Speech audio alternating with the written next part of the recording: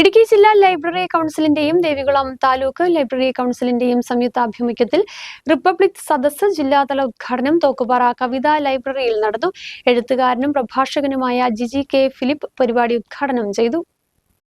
ഇടുക്കി ജില്ലാ ലൈബ്രറി കൗൺസിലിന്റെയും ദേവികുളം താലൂക്ക് ലൈബ്രറി കൗൺസിലിന്റെയും സംയുക്ത ആഭിമുഖ്യത്തിലാണ് തോക്കുപാറ കവിത ആർട്സ് ആൻഡ് ലൈബ്രറിയിൽ റിപ്പബ്ലിക് സദസ്സ് ജില്ലാതല ഉദ്ഘാടനം സംഘടിപ്പിച്ചത്.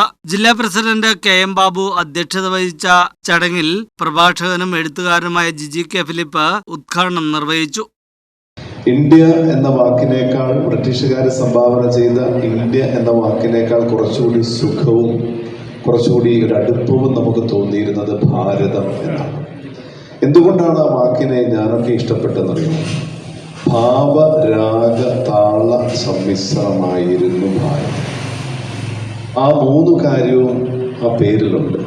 ഭാവമുണ്ട്, രാഗമുണ്ട്, താളമുണ്ട്. ഇത് മൂന്നും ചേരുമ്പോഴാണ് സംഗീതം ഉണ്ടാവുന്നത്.